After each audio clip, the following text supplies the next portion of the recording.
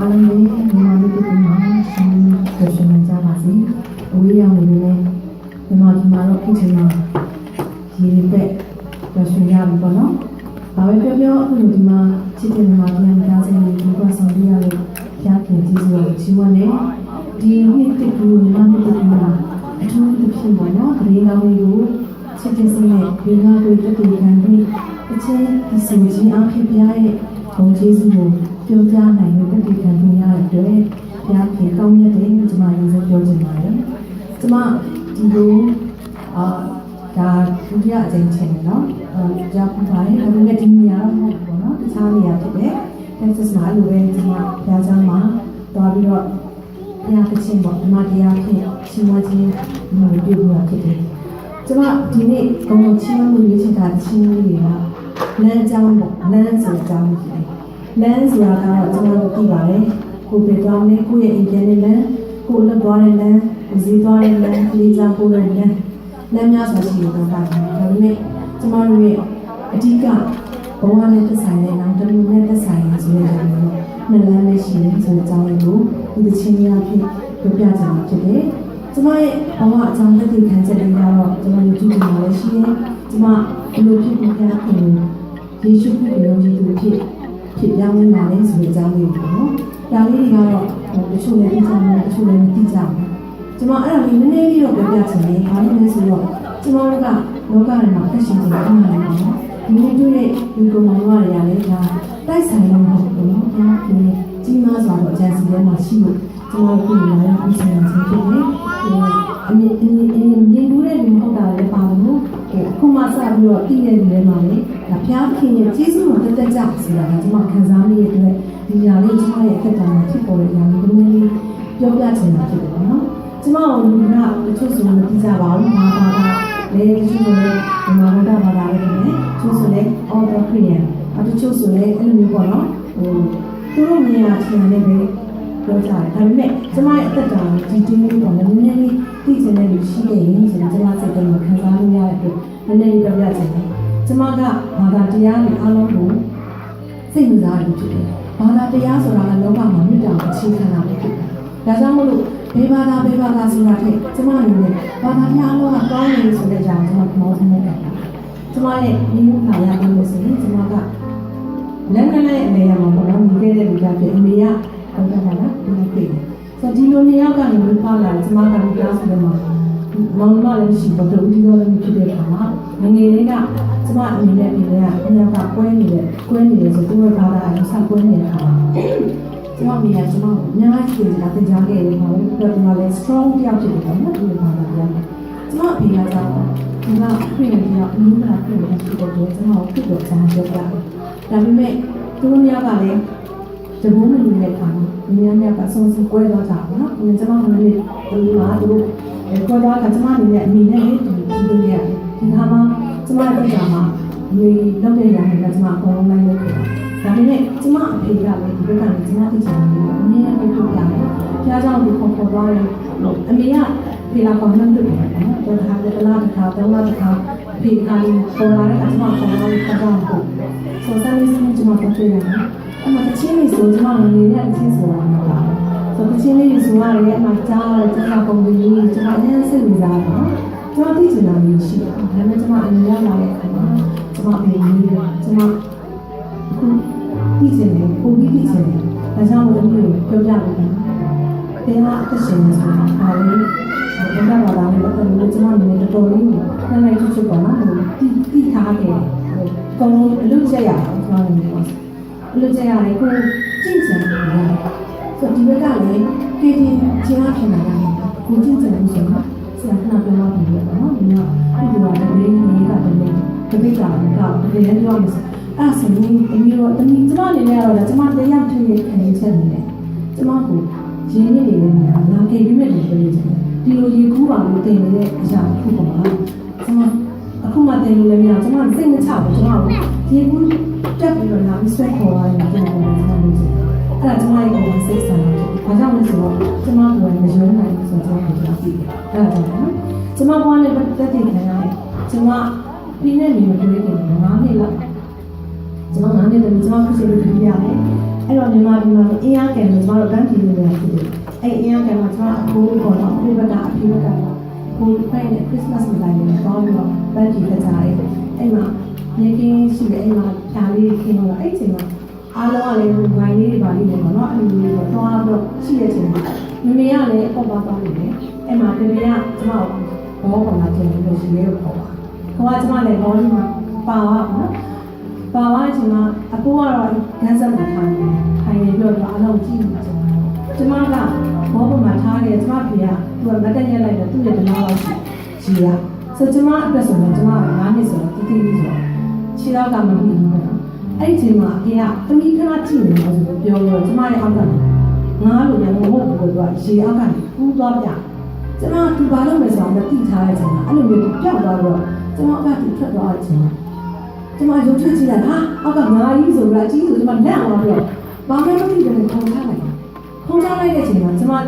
ဘာမှမသိတော့ဘူးကျွန်မရေထဲပြုတ်သွားပြီအဖေကကြောင့်လေကျွန်မကဘောပေါ်မှာပဲရှိနေချင်တယ်ကျွန်မကန်းစက်ကိုပိုးသွားတော့ကန်းစက်အဖိုးစီပြီးတော့ကျွန်မအဲ့မှာထားခဲ့ဒါပေမဲ့ကျွန်မကရင်းနေတယ်ရင်းနေတဲ့အချိန်မှာကျွန်မကန်းကိုမြင်လိုက်မမြင်လိုက်နှလုံးကြီးအဲ့လိုဖြစ်တယ်ကျွန်တော်မသိတော့အဲ့အချိန်မှာအဖိုးကလည်းနော်ကန်းစက်ကနေလာတယ်ကျွန်မငယ်ငယ်နဲ့ကျွန်မလက်တောက်တယ်နော်ဒီနေ့လည်းလက်တောက်ရင်းနေပြီးတော့အဖိုးကကျွန်တော်အရင်စိတ်ကူလို့လမ်းအော်နေချိန်မှာကျွန်မပြရေနဲ့တူထွက်လာတော့ဟမ်ဆိုတော့လက်ကြည့်လိုက်ချိန်မှာကျွန်မမရှိတော့ဘူးကျွန်မကဒီလိုအဲ့မှာအမြန်ကြီးလာတော့ကျွန်မရဲ့အဲ့လိုမျိုးပေါ့နော်ပေါ်လိုက်ဖြစ်နေချိန်မှာနည်းနည်းတော့လေးနေတယ်အဲ့ဒါဆွဲတော့ကျွန်မပေါ်လိုက်တဲ့ချိန်မှာကျွန်မလုံးဝမသိဘူးကမ်းပေါ်ရောက်လာလည်းမသိဘူးကမ်းပေါ်ရောက်တော့ကျွန်မရေအန်နေတဲ့ရေအန်ပြီးတော့အဲ့ချိန်မှာအမေကလည်းပေါ်သွားနေချိန်ကျွန်မမမြင်ဘူးပေါ့နော်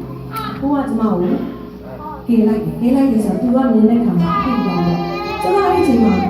အဲ့ဒီကြားလေးဆိုတော့ပြန်စဉ်းစားမိပေါ့နော်စဉ်းစားမိတယ်ကျမအနေနဲ့ကျမရဲ့တက်တာနဲ့နိုင်ရှင်ကြီးကျမတို့လူသားတွေမှာဒီလိုရင်းနေနေပြီဆိုရင်ဒီလိုကုလိုက်ပြီးပုံလိုကုလိုက်ပြီးဘာလို့ရှင်မတင်တာရင်ခုမတင်တာအဲ့လိုမျိုးပြောနေရတဲ့အချိန်မှာတော့နော်ရင်းနေနေပြီဆိုရင်ဒီခါလေးကိုလာဆွဲပြီးတော့ကဲတင်နေနေလို့အပ်ပါတယ်ဒါကြောင့်ကျမရဲ့တက်တာကိုယ်ပိုင်ဆုံးဖြတ်ချက်နဲ့ကျမရဲ့စီတောင်းတဲ့ဒီနေ့နားများတဲ့ဒီတကယ်ကျမရဲ့ဝိညာဉ်ကိုဖြစ်နေနိုင်တယ်သူ့ကိုကျမလူစီမာလေးဆိုတော့ကျမရဲ့စစ်တောင်းတဲ့သုံးခုနဲ့တော့ဆိုကျမရဲ့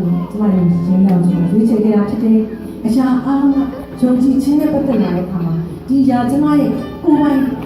ကျမတရားခြင်းနဲ့ပတ်သက်တဲ့ရွေးချယ်ခြင်းဖြစ်တယ်။ဒီလိုရွေးချယ်ခြင်းအပြင်ကျမရဲ့သက်တာမှာခရစ်တော်နဲ့နှိမ့်ဆက်ရခဲ့တာဖြစ်တယ်။ခရစ်တော်ဆိုတာကကျမတို့အထက်ကနေအသက်ရှင်ခြင်းနဲ့ပြောတာ။ဒါကြောင့်ကျမတို့လူသားတွေဘယ်လိုမျိုးပဲကိုယ်ဝယ်ချက်ကိုပြောရမှာလဲဆိုယေရှုခရစ်ဆိုတာပုံပုံဖြစ်တယ်။သူကအသက်ရှင်တယ်။ကျမတို့ထင်တာကလုံးလုံးပေးချင်စရာဖြစ်တယ်။ကျမတို့ခေါ်တဲ့အခါကြားလိုက်တယ်ဖြစ်တယ်။ကျမတို့စည်ရည်ချင်းဆုံးခါနေတယ်ပေးတင်နိုင်တယ်။တမလုံးချင်းထုံးဆောင်နေကြဖြစ်တယ်ဆိုတော့ကျမရဲ့ခန္ဓာစိတ်ဝင်ကောင်းလာတဲ့ရှင်ကြီးများကိုတက်တည်ခံရစီ။ရန်ချင်တဲ့ဘဝမှာပြန်ဆောင်ကောင်းစေပါစေ။ယေရှုသားကြီးအမြင်ရတဲ့ဓမ္မတရားကိုဓမ္မဆုံးအောင်ရှင်းပြကြပါမယ်။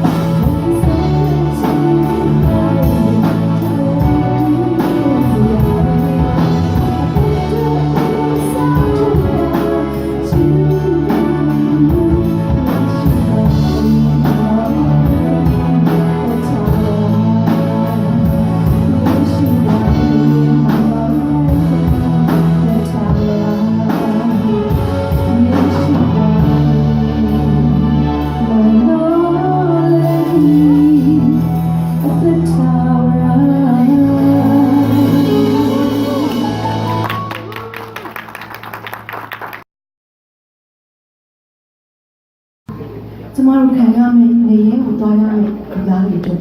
တစ်တိုင်ပေါ်မှာသူကအသက်ကိုပေးပြီးတော့စကြေးခဲ့တယ်၃ရက်မြောက်တဲ့နေ့မှာတပန်ရှင်မြန်ထားနိုင်ခဲ့တယ်ဒီအသွေးအဖြစ်သူလုပ်ခဲ့ပြီးခြင်းကိုယုံကြည်တဲ့သူတိုင်းဟာဒီပင်လေးကနေကင်းလို့မယ်ဆိုတဲ့ကတိစကားတိုင်းဒီနေ့ကျမတို့ပင်လန်းကိုယူထားပြီးတယ်ဆိုတာဒီမှာတရားကိုတရားချင်းစီမှာတစ်ပန်ခေါ်ရရှိနေလို့ယုံကြည်ပါတယ်ဒီကြံပေါ်နေနေလူရှင်သားချင်းကလက်နဲ့တွဲဆိုချင်းနေပါတယ်ဒီလမ်းတွေကကျမတို့ရှောက်နေတဲ့ခြေတော်လမ်းခြေတော်လမ်းဒီလမ်းတစ်ခုကိုပဲဥပမာပေးထားတာဖြစ်တယ်။ခြေတဲ့လမ်းကတော့လူသားတိုင်းပျော်ရွှင်စရာများတယ်နော်လောကကြီးမှာတွေ့သမျှမရှောင်သွားချင်တာသွားလို့ချင်တာလုပ်လို့ရဒါပေမဲ့အဆုံးမှာတော့ကောင်းရမယ်သွားရမယ်။ခြေတော်လမ်းဆိုတာခက်ခဲမှုမရှိဘူး။ဒါပေမဲ့ဒါဟာဘုရားခင်ကကျမတို့ကိုဂတိပေးထားတဲ့လမ်းဖြစ်တယ်။ဘယ်လိုပဲခက်ခဲနေပါစေဘယ်လိုပဲဒုက္ခဆင်းရဲရှိနေပါစေလမ်းဆုံးမှာတွေ့ရမှာကျွန်တော်တို့အစ်စ်တော်တရဖုန်နဲ့အစ်စ်တော်ထာဝရကောင်းကင်ဖြစ်တယ်ဆိုတဲ့အရာကိုဒီဓမ္မတရားကဖော်ပြထားတာဖြစ်တယ်။လမ်းနဲ့တွေ့မြင်ရပါလေ။ကျွန်မနဲ့တူကိုယ်တော်ချင်းဖို့ဖိတ်ခေါ်ပါတယ်နော်။ကျွန်မလည်းနေမကောင်းတဲ့အတန်ဝင်နေပါလေ။ဒါကြောင့်မို့ဒီကချင်းမရတဲ့ဖိတ်ခေါ်ချင်ပါတယ်။ကြားရလို့ပေါ့နော်။